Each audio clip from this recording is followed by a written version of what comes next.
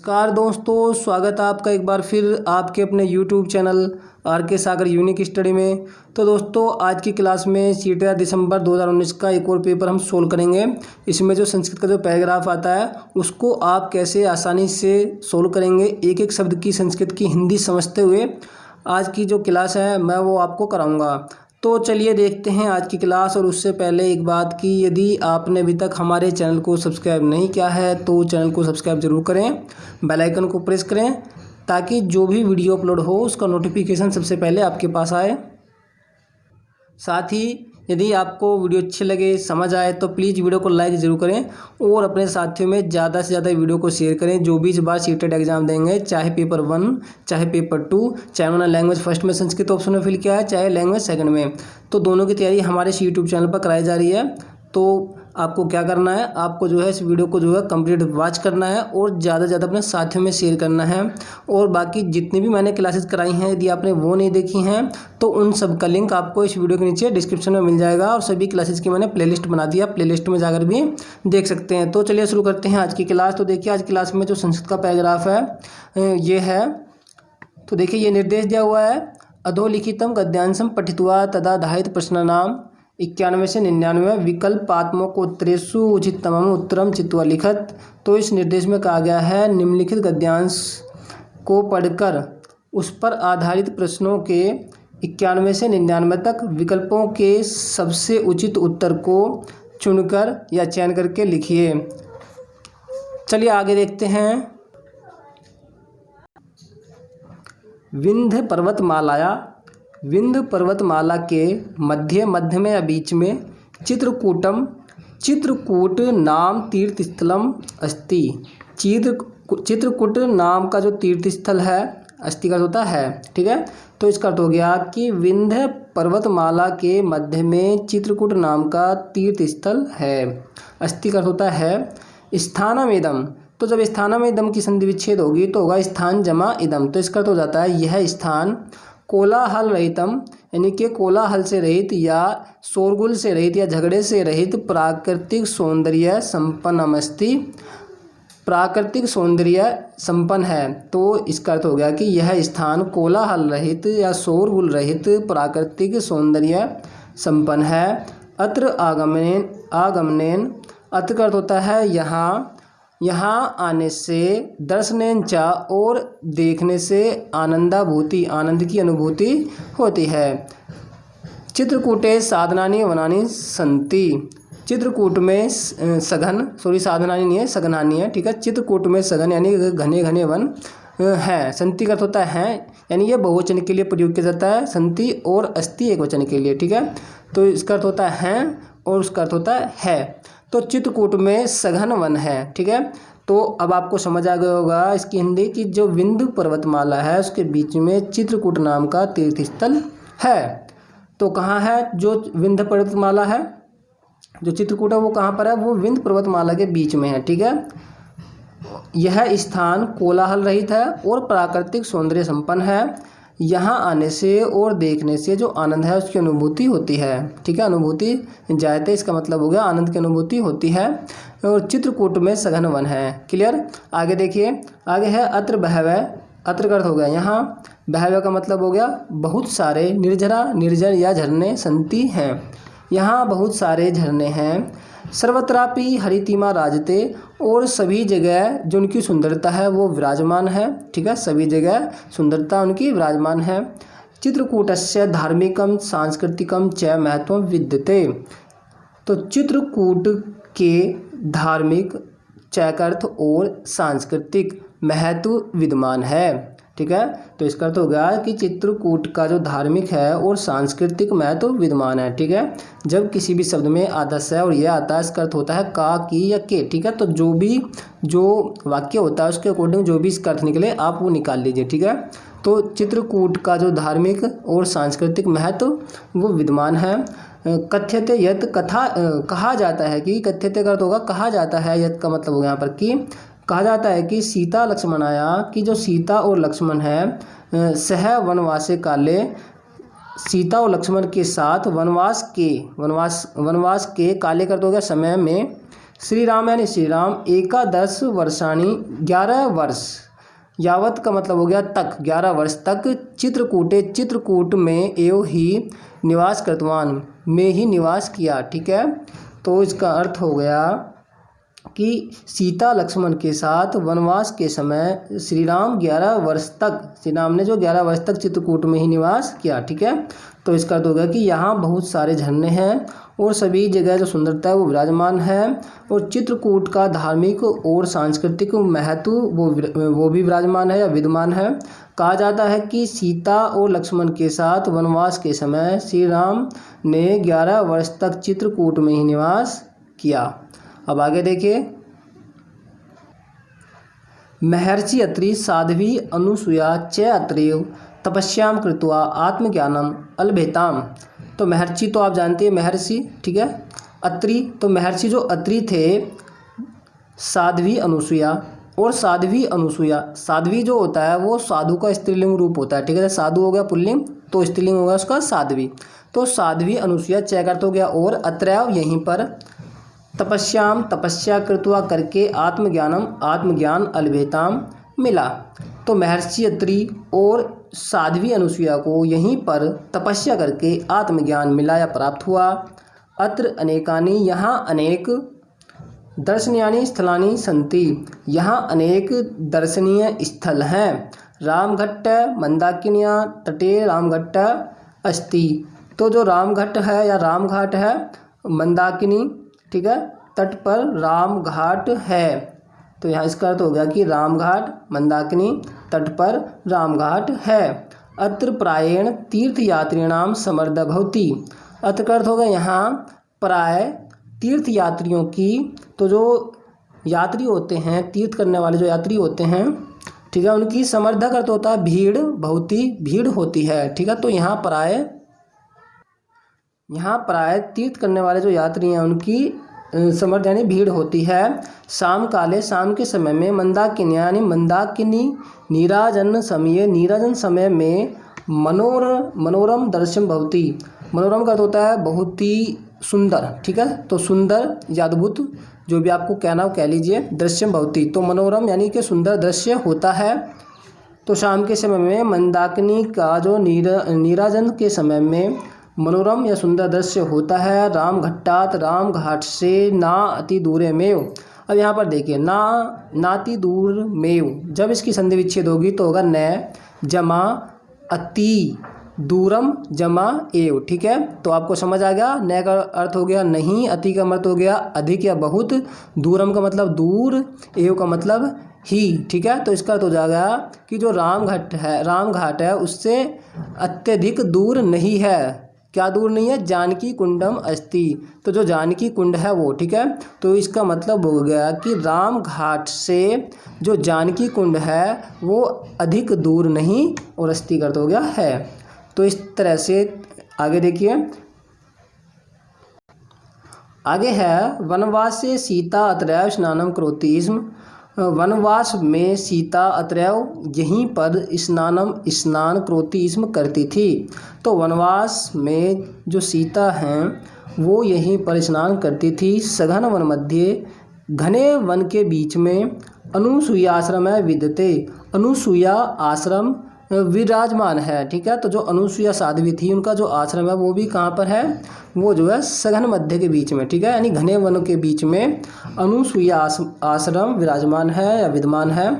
अत्र पक्षिणाम, यहाँ पक्षियों का कलरव है। कलरव का अर्थ होता है चहचहाना। ठीक है, तो यहाँ पक्षियों का चहचहाना, निर्जर ध्वनि, और जो झरने हैं उनकी ध्वनि, शीतल वायुश्चम, और शीतल वायु से, मनांसी रंजंती, जो मन है उसको जो है हर लेती है या मन को अच्छी लगती हैं, आप ये कह सकते हैं।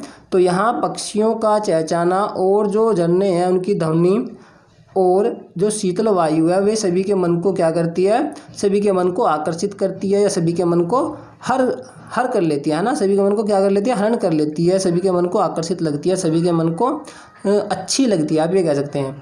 एतदेव मंदाकिन्या उद्गम स्थलम, और यहीं पर जो मंदाकिनी है वो उद्गम स्थल है। आगे देखते हैं, जानकी कुंड समीपे, जानकी कुंड के समीप में एव विशाला शिला दर्शनीया वर्तते। तो जानकी कुंड के समीप में ही एव अर्थ हो जाता है ही, विशाल शिला दर्शनीय यानी कि देखने को मिलती है। या आप ये कह सकते हैं कि जो जानकी कुंड है उसके समीप में ही, उसके पास में जो विशाल शिला है वो दर्शनीय है। चित्रकूटतः पंचकोश दूरम नयनाभिरामं सौंदर्य युक्तम गुप्त गोदावरी स्थलम वर्तते। तो चित्रकूट से 5 कोस दूर नयन अभिराम सौंदर्य युक्त गुप्त गोदावरी स्थल है। अत्र निरंतरम जलम पर्वती, यहाँ निरंतर या लगातार जल बहता रहता है या प्रवाहित होता है। तत्रैव हनुमान धारा स्थलम वर्तते, और वहीं पर हनुमान धारा स्थल है। अत्र उच्च स्थलात् जलम पतति, और यहाँ ऊंचे स्थल से जल गिरता है। ठीक है, तो इस प्रकार से ये इसकी कंप्लीट हिंदी हो जाती है। आई होप आपको हिंदी समझ आ गई होगी। तो अब इसके क्वेश्चन देखते हैं कि इसमें किस प्रकार के क्वेश्चन आए हैं। एक बार कंप्लीट हिंदी इसकी देख लेते हैं ताकि आपको और अच्छे समझ आए। देखिए, विंध्य पर्वतमाला के मध्य में चित्रकूट नाम का तीर्थ स्थल है। यह स्थान कोलाहल रहित प्राकृतिक सौंदर्य संपन्न है। यहाँ आने से और देखने से जो आनंद की अनुभूति है वो होती है। चित्रकूट में सघन वन है और यहाँ बहुत सारे निर्झर यानी झरने हैं, और सभी जगह वो क्या है, सुंदरता जो विराजमान है। चित्रकूट का धार्मिक और सांस्कृतिक महत्व विद्यमान है। कहा जाता है कि सीता लक्ष्मण के साथ वनवास के समय में श्री राम ने 11 वर्ष तक चित्रकूट में ही निवास किया। महर्षि अत्रि और साध्वी अनुसुईया ने यहीं पर तपस्या करके आत्मज्ञान प्राप्त किया। यहाँ अनेक दर्शनीय स्थल हैं। रामघाट, मंदाकिनी तट पर रामघाट है। यहाँ प्राय तीर्थ यात्रियों की भीड़ होती है। शाम के समय में मंदाकिनी नीराजन के समय में मनोरम दृश्य होता है। रामघाट से जो जानकी कुंड है वो अधिक दूर नहीं है। वनवास के समय या वनवास में सीता यहीं पर स्नान करती थी। सघन या घने वन के बीच में अनुसुईया आश्रम विद्यमान है। यहाँ पक्षियों का चहचहाना और जो झरने हैं उनकी ध्वनि और शीतल वायु सभी के मन को जो है आकर्षित करती है। एतदेव यानी कि यहीं पर जो मंदाकिनी उद्गम स्थल वो भी है। जानकी कुंड के समीप ही विशाल शिला दर्शनीय है और चित्रकूट से 5 कोस दूर नयन अभिराम सौंदर्य युक्त गुप्त गोदावरी स्थल है। यहाँ निरंतर जल प्रवाहित होता है और वहीं पर हनुमान धारा स्थल है। यहाँ ऊंचे स्थान से जल गिरता है। तो अब देखते हैं इसके क्वेश्चन और आंसर। अब देखिए क्वेश्चन नंबर 91 से इसमें स्टार्टिंग है। तो देखिए, अत्रागमनेन दर्शनेन चा किम भवति, यहाँ आने से और देखने से क्या होता है। फर्स्ट वाला ऑप्शन है आनंदानुभूति, आनंद की अनुभूति होती है। सेकंड वाला ऑप्शन है क्लेशानुभूति, कष्ट की अनुभूति होती है। थर्ड है पीड़ानुभूति, पीड़ा की अनुभूति होती है। और लास्ट ऑप्शन है जवरानुभूति, जवर की अनुभूति होती है। तो यदि आपने अच्छी प्रकार से जो पैराग्राफ है उसको देखा है तो आपको पता लग गया होगा यहाँ आने से क्या होता है, आनंद की अनुभूति होती है। फर्स्ट वाला ऑप्शन यहाँ पर हो जाएगा सही। अब देखते हैं क्वेश्चन नंबर 92। इसके अलावा देखिए, ये तो है एक वो जिससे कि आप जो यदि आपने एक्सप्लेन किया है अच्छे से तभी आप इसको जो है क्वेश्चनों के आंसर को लगा सकते हैं। इसके अलावा देखिए, ये तीनों के तीनों ऑप्शन ऐसे हैं जो कि इस अनुच्छेद में नहीं थे, केवल एक ही ऐसा था आनंद अनुभूति जो इस अनुच्छेद में था। तो अनुच्छेद में से जो आता है वही आंसर होता है। लेकिन हो सकता है कि आपको ऐसा करने में समय ज़्यादा लगे, तो आपको जो है दोनों विधियों से जो क्वेश्चन है वो सोल्व करने आने चाहिए। और वैसे भी पेपर जो है किसी भी तरह का आ सकता है, ठीक है। तो दोनों तरफ से जो है आप क्या करें, क्वेश्चन का आंसर लगाने की कोशिश करें और कोशिश करें कि आप एग्जाम में जो अपना समय बचाएं। तो देखिए क्वेश्चन नंबर अब 92 में है, सीता लक्ष्मणायाम सह के अत्र वासम अकरोत। तो सीता लक्ष्मण के साथ में कौन यहाँ पर रहे थे या रुके थे। फर्स्ट ऑप्शन है वाल्मीकि, सेकंड है व्यास, तीसरा है कालिदास और लास्ट है श्री राम।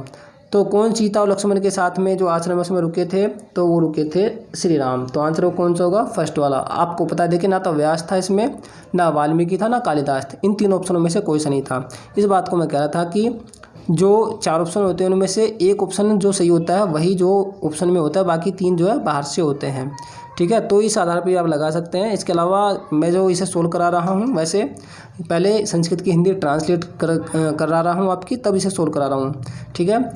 तो देखिए जो अनुच्छेद होता है इसमें से 15 में से 15 नंबर कंप्लीट आ जाते हैं, ठीक है। 15 में से 15 नंबर कंप्लीट आ जाते हैं, बिल्कुल एक भी नंबर इसमें से नहीं कटता है। यदि आपने जो थोड़ी सी संस्कृत व्याकरण है, जैसे शब्द रूप है, इसके अलावा धातु रूप है और प्रत्यय हैं, ये यदि आपने पढ़े हैं, क्योंकि ज़्यादातर अब जो सीटेट एग्ज़ाम हो रहे हैं लगातार कंटिन्यू, यदि मैं 3-4 साल की बात करूँ, प्रीवियस जो सीटेट एग्ज़ाम जिससे 3-4 साल से हो रहा है, मतलब जैसे 3-4 साल के जो पेपर हैं उनमें जो संस्कृत व्याकरण है, ज़्यादातर जो क्वेश्चन है, एक तो धातु रूप, दूसरा शब्द रूप और एक प्रत्यय, इन 3 टॉपिकों से पूछे जाते हैं।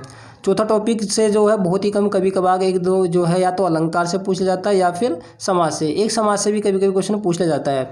लेकिन 3 टॉपिक से तो लगातार कंटिन्यू क्वेश्चन आ ही आ रहे हैं, जो मैंने अभी आपको बताए हैं, तो उनका जरूर ध्यान रखिए। और मैंने इनकी सबकी वीडियो भी बना दी है, धातु रूप की भी मैंने वीडियो बनाई है, इसके अलावा शब्द रूप की भी बना दी है मैंने, राम के शब्द रूप की, आप उसको भी देख सकते हैं। उनका सबका लिंक आपको वीडियो के नीचे डिस्क्रिप्शन में मिल जाएगा। इसके अलावा मैंने प्रत्यय की 2 वीडियो बना दी हैं, उन्हें भी आप देख लीजिए। तो जिनसे प्रत्ययों में एग्जाम में क्वेश्चन आने की संभावना है वो आपको मिल जाएंगे, उनका सबका लिंक इसमें वीडियो के नीचे डिस्क्रिप्शन में मिल जाएगा, वहाँ से आप देख सकते हैं। तो चलिए देखते हैं क्वेश्चन नंबर 93। तो 93 क्वेश्चन में पूछा जा रहा है, तो देखिए 93 क्वेश्चन में पूछा गया है, अकरोत इति पदस्य समानार्थक पदम अनुच्छेदे अस्मिन् प्रयुक्त तचित्वा लिखत। तो इसमें कहा गया कि अकरोत, अकरोत का अर्थ होता है क्या, ठीक है। इस पद का समानार्थक पद अनुच्छेद में, अस्मिन का अर्थ हो गया इस अनुच्छेद में प्रयुक्त यानी प्रयोग हुआ है, उसे चुनकर, उसे छांटकर लिखिए। तो अकरोत यानी कि इसका अर्थ हो गया क्या, ठीक है। तो इस पद का समानार्थी पद जो अनुच्छेद में प्रयोग हुआ है आपको वो छांट कर लिखना है।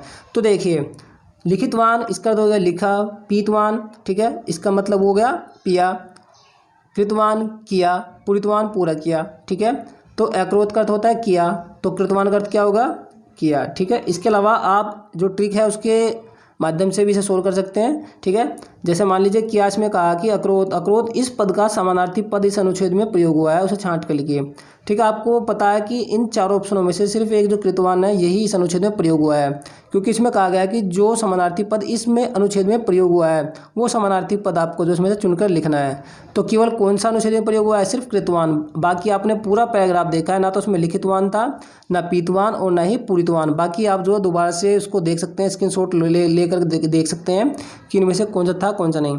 अब देखिए क्वेश्चन नंबर 94 क्वेश्चन में पूछा गया है, का नाम साध्वी तपस्याम कृत्वा आत्मज्ञानम। तो इसमें कहा गया है कि कौन से नाम की जो साध्वी हैं वो तपस्या करके उन्होंने आत्मज्ञान मिलाया, आत्मज्ञान उन्होंने प्राप्त किया। तो कौन से नाम की साध्वी थी जिन्होंने तपस्या करके आत्मज्ञान प्राप्त किया था, शकुंतला थी, अपाला थी, प्रिया थी, अनुसुईया थी। तो कौन सी थी वो थी अनुसुईया। तो आंसर कौन सा होगा, 4th वाला ऑप्शन होगा, अनुसुईया, ठीक है। तो अनुसुईया नाम की जो साध्वी हैं उन्होंने तपस्या करके जो है आत्मज्ञान उन्होंने प्राप्त किया था, या उन्हें आत्मज्ञान की जो प्राप्ति हुई थी वो मिला था, ठीक है। इसके अलावा आपको पता है ना तो शकुंतला, ना अपाला और ना ही प्रिया, इन तीनों में से कोई सा भी इस अनुच्छेद में प्रयोग नहीं हुआ है, ठीक है। मैक्सिमम तो ऐसे ही होता है, पर फिर भी आप जो है अच्छे से तैयारी करके जाएं। अपनी जो हिंदी की जो विधि है ये सबसे उत्तम विधि मानी जाती है। संस्कृत को पहले हिंदी में ट्रांसलेट करो और उससे जो क्वेश्चन को सोल्व करें, क्योंकि जो एग्ज़ाम है वो कैसा है ये किसी को नहीं पता है। क्वेश्चन नंबर 95 है, क्रोति इति पदे का धातु वर्तते। तो क्रोति इस पद में कौन सी धातु है। तो देखिए धातु रूप आ गया, और मैंने धातु रूप की वीडियो बना रखी थी, आपने वो नहीं देखी है तो जरूर देख लीजिए। तो देखिए क्रोति इस पद में कौन सी धातु है। फर्स्ट ऑप्शन है क्र का अर्थ होता है करना, सेकंड है पट का अर्थ हो गया पढ़ना, लिख का अर्थ हो गया लिखना, और हंस का मतलब हो गया हंसना, ठीक है। तो क्रोति का अर्थ होता है करता है या करती है, ठीक है। किर का अर्थ होता है करना, ठीक है। तो किर धातु से क्या बना है, क्रोति बना हुआ है, ठीक है। और जो क्रोति है ये कौन सा लकार है, ये लकार है लट लकार, ठीक है, यानी वर्तमान काल। और कौन सा पुरुष है? प्रथम पुरुष है। वचन कौन सा है? एक वचन है। यदि आपने जो लट लकार की क्लास है, वीडियो है, वो नहीं देखी है तो उन्हें ज़रूर देख लीजिए। 2 क्लास मैंने जो लट लकार है उनकी कराई है, आपको जो है अच्छे से समझ में आ जाएंगे, ठीक है। तो क्रोती में कौन सा धातु है, कौन सी धातु है? तो किर धातु होगी, किर, ठीक है। तो आंसर कौन सा होगा? फर्स्ट वाला ऑप्शन होगा इसमें। 96 क्वेश्चन में पूछा जा रहा है।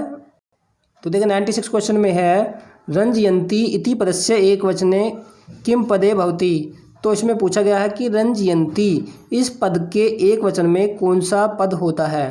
तो अब देखिए ये भी जो धातु रूप है उसी से क्वेश्चन आ गया। तो एक तो धातु रूप का क्वेश्चन ये हो गया और एक ये होगा कंटिन्यू, ठीक है। और ये प्रीवियस सीटेट में आया हुआ है, ऐसी बात नहीं है, ठीक है। तो जो प्रीवियस पेपर है मैं उसी को सोल्व करवा रहा हूँ और रिसेंटली का है 2019 का। तो देखिए रंजयंती, ठीक है, रंजयंती। यदि आपने जो पठ धातु है उसके धातु रूप लट लकार में याद किए हैं, वैसे मैंने जो पढ़ते हैं लकार के वो 5 वो करवा देती है। उसके आधार पर आप सभी के धातु रूप बना सकते हैं, याद रख सकते हैं, ठीक है। उन सब का लिंक मैं आपको वीडियो के नीचे डिस्क्रिप्शन में दे दूंगा, वहाँ से आप देख लीजिए। तो देखिए रंजयंती, ठीक है। अब आप यहाँ पर देख रहे हैं अंति, क्या रहा है? अंति। मैंने आपको बताया था कि जो लट लकार वर्तमान काल है, ठीक है, लट लकार वर्तमान काल में जो प्रथम पुरुष है, प्रथम पुरुष में होता है अति अतः अंति, ठीक है। तो यहाँ पर क्या आ रहा है? अंति आ रहा है, ठीक है, अति अतः अंति, ठीक है। तो रंजयंती तो अंति है, ठीक है। अति किस में है? तो इसमें है, क्योंकि उसने किसकी बात की है? एक वचन की बात की है। जो रंजयंती ये क्या है? ये बहुवचन का रूप है, ठीक है। तो एक वचन में क्या होगा? रंजयंती। द्विवचन में क्या होगा? रंजयंता। तो इसी के आधार पर होगा, जैसे पठती, ये हो गया क्या? पठता। ये क्या हो गया? पठंती, उसी के आधार पर, ठीक है। तो यदि आपने एक ही शब्द के जो धातु रूप है वो याद कर लिए हैं, मैंने जो प्रत्यय की वीडियो बनाई है धातु रूप की, उसे आप देख लीजिए, आपका कल्याण हो जाएगा। आप सभी धातु के धातु रूप आसानी से कर सकते हैं। तो देखिए, तो रंजयंती इस पद का एक वचन में कौन सा पद होगा? तो सेकंड वाला हो जाएगा, रंजयती। सेकंड वाला ऑप्शन हो जाएगा, ना फोर्थ होगा, ना थर्ड होगा, ना फर्स्ट होगा। आइए देखते हैं 97 क्वेश्चन। 97 क्वेश्चन है अनुसूया आश्रम है। अनुसूया आश्रम, तो जो साध्वी अनुसूया है उनका आश्रम कश्या किसके नदिया। तो ये नदिया है, न, दामे, हलंत और या, ठीक है। ये मैंने पूरा बनाया हुआ है द और या के साथ में, तो ये कुछ भी नहीं आ गया। तो नदिया है उद्गम स्थलम वर्तते। तो इसमें पूछा गया है कि जो अनुया आश्रम है, यानी जो साध्वी अनुसूया आश्रम है, वो किस नदी के उद्गम स्थल पर है। फर्स्ट ऑप्शन है गोदावरिया, गोदावरी के। सेकंड है नर्मदाया, नर्मदा के। थर्ड है गंगा, गंगा के। और लास्ट है मंदाकिन्या, मंदाकिनी के। तो किसके थे? तो वो थे मंदाकिनी के। तो आंसर कौन सा होगा? फोर्थ वाला ऑप्शन। 98 क्वेश्चन देखिए, चित्रकूट कियत् दूरम गुप्त गोदावरी स्थलम वर्तते। तो चित्रकूट से कितनी दूर जो गुप्त गोदावरी स्थल है, ठीक है। तो 98 क्वेश्चन में पूछा गया है चित्रकूट से कितनी दूर गुप्त गोदावरी स्थल है। तो फर्स्ट ऑप्शन है पंच क्रोश मितम, सेकंड है सप्त क्रोश मितम, थर्ड है 10 क्रोश मितम और लास्ट है पंचविंश क्रोश मितम। तो देखिए पहले ऑप्शन में कहा गया कि 5 कोस, सेकंड है 7 कोस, थर्ड है 10 कोस और लास्ट है 25 कोस। तो कितनी दूर है? तो अगर आपने जो पैराग्राफ है उसको देखा अच्छी प्रकार से, तो आपने देखा होगा वहाँ पर 5 कोस। तो आंसर कौन सा है? फर्स्ट वाला है 5 कोस। तो चित्रकूट से, ठीक है, तो जो गुप्त गोदावरी स्थल है वो कितनी दूर है? 5 कोस दूर है। आइए देखते हैं 99 क्वेश्चन, जो कि इसका अंतिम क्वेश्चन है। 99 क्वेश्चन में चित्रकूट नाम तीर्थस्थलम कुत्र अस्ति। तो चित्रकूट नाम तीर्थस्थल कहाँ है? फर्स्ट ऑप्शन है अरावली पर्वतमाला मध्य, अरावली पर्वतमाला के बीच में। सेकंड है विंध्य पर्वतमाला मध्य, विंध्य पर्वतमाला के बीच में। तीसरा ऑप्शन है पूर्व पर्वतमाला मध्य, पूर्व पर्वतमाला के बीच में। लास्ट ऑप्शन है पश्चिमोत्तर पर्वतमाला मध्य, पश्चिमोत्तर पर्वतमाला के बीच में। तो यदि आपने जो पैराग्राफ है उसको देखा अच्छी प्रकार से, तो आपने देखा होगा कि जो चित्रकूट नाम का तीर्थ स्थल है वो कहाँ पर है? वो है विंध्य पर्वतमाला के बीच में। तो आंसर कौन सा है? सेकंड वाला ऑप्शन है। और ये जो है ये पहली जो लाइन है उसी से ये क्वेश्चन है। तो देखिए ये थी आज की हमारी क्लास। आपको हमारी क्लास आज की कैसी लगी? जो मैंने संस्कृत की हिंदी ट्रांसलेट की वो आपको अच्छी से समझ आई या नहीं आई, आप कमेंट करके ज़रूर बताएं। तो दोस्तों मैं मिलता हूँ आपको ऐसी ही एक और नई क्लास में। तब तक के लिए नमस्कार, जय हिंद, जय भारत।